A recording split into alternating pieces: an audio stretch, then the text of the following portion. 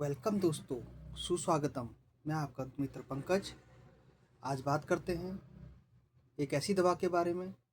दोस्तों, क्या आपको खांसी हो रही है या बलगम आता हो, गले में खरांश रहती हो, लेकिन आप खांसी की दवा नहीं पीना चाहते हैं, खांसी की टैबलेट ढूंढ रहे हो, तो चिंता ना करें।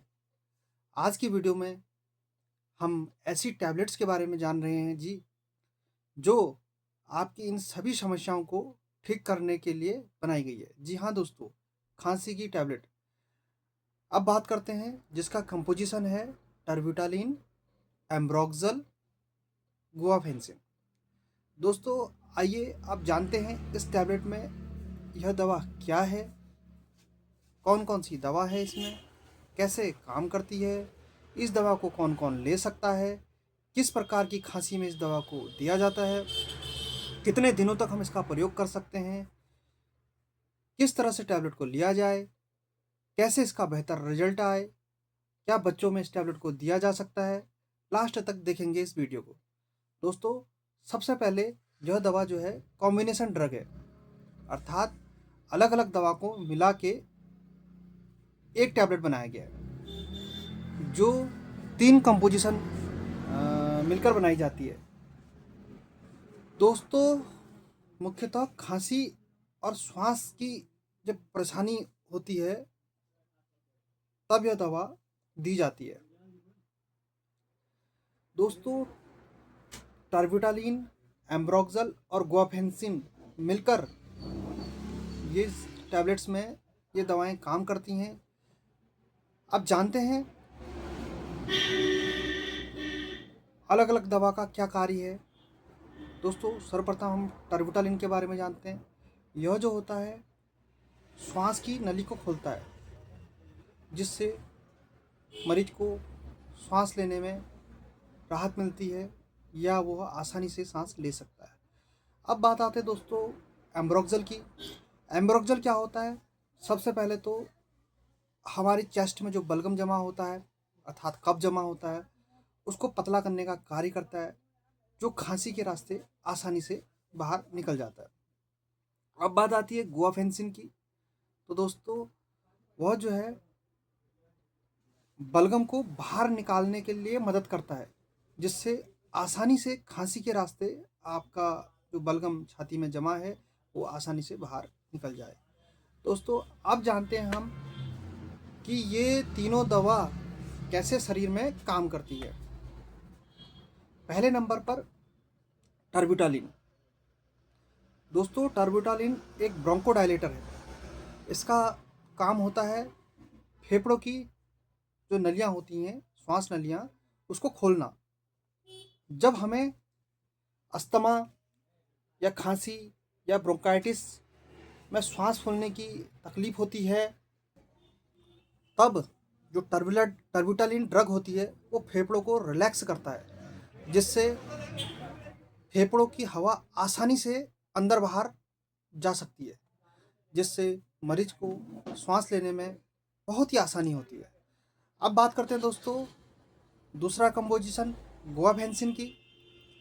दोस्तों, गुआफेंसिन जो है एक एक्सपेक्टोरेंट है, यानी यह बलगम को निकालने में मदद करता है, बलगम को पतला करता है, ढीला करता है, ताकि खांसते समय बलगम आसानी से गले से बाहर निकल सके, जिससे छाती में जमा कफ, म्यूकस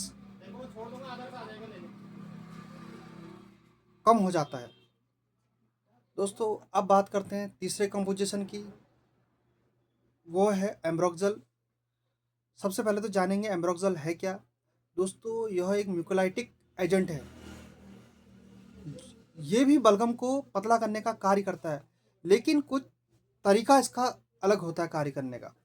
दोस्तों, यह जो है हमारी बॉडी में जब बलगम बनता है, उसकी जो रासायनिक क्रिया होती है उसकी चेन को तोड़ता है एम्ब्रोक्सल, जिससे बलगम आसानी से पतला होकर बाहर निकल जाता है और जो गले की इरिटेशन होती है, अर्थात खुजली, को भी कम करता है। इस तरह से मिलके यह एजेंट काम करता है। दोस्तों अब बात आती है ब्रांड नेम की। आपको अगर इस दवा की ज़रूरत पड़ती है तो आप किस नाम से इसे बाज़ार में मेडिकल स्टोर से खरीदेंगे ना। तो अब मैं आपको कुछ ब्रांड नेम बताऊंगा दोस्तों। पॉपुलर ब्रांड नाम मैं बता देता हूँ। हालांकि आप मार्केट में उसके कंपोजिशन के अल्टरनेट जो भी दवा होती है आप उसे ले सकते हैं। उसका कंपोजिशन सेम होना चाहिए, आप ले सकते हैं, क्योंकि वो एरिया वाइज, मार्केट वाइज या फिर अलग अलग हो सकता है। तो दोस्तों मैं कुछ ब्रांड के नाम बता देता हूँ, जैसे अस्ताकाइंड, गिलियंटस बीएम, वेंटेक्स, एस्कोरिल, एमसॉल्विन। दोस्तों और भी अन्य नाम हैं जिन्हें आप अपने मेडिकल स्टोर से उसका सब्स्टिट्यूट या अल्टरनेट दवा ले सकते हैं। अब बात आती है दोस्तों यूजेज की। आखिर इसको यूज कैसे किया जाता है इस दवा को। दोस्तों सबसे पहले तो इस दवा का यूज किया जाता है प्रोडक्टिव कफ के लिए। प्रोडक्टिव कफ क्या होता है दोस्तों? प्रोडक्टिव कफ यानी वो खांसी जिसमें बहुत ज़्यादा बलगम बनता है, मतलब बलगम निकलता है बार बार, उसमें हम इसे प्रयोग में लेते हैं। अब आती है बारी ब्रोंकाइटिस की। दोस्तों इसमें क्या होता है, श्वास नली या फेफड़ों में सूजन आ जाती है,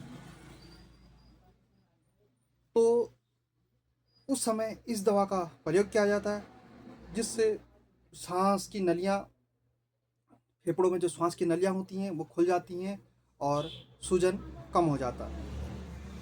अब बात करते हैं दोस्तों अस्थमा की। अस्थमा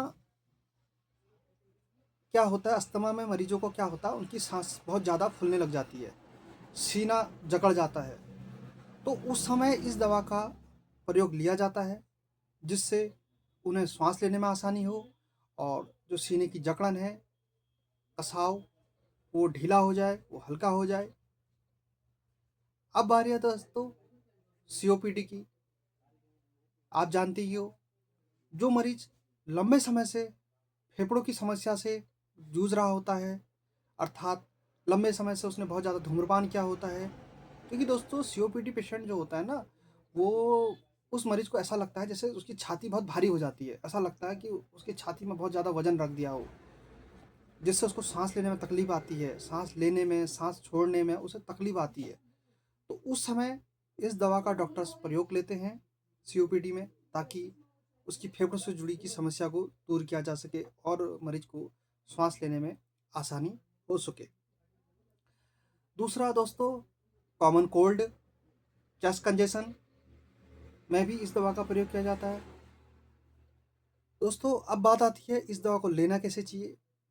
इस दवा को खाने के बाद ही लेना चाहिए।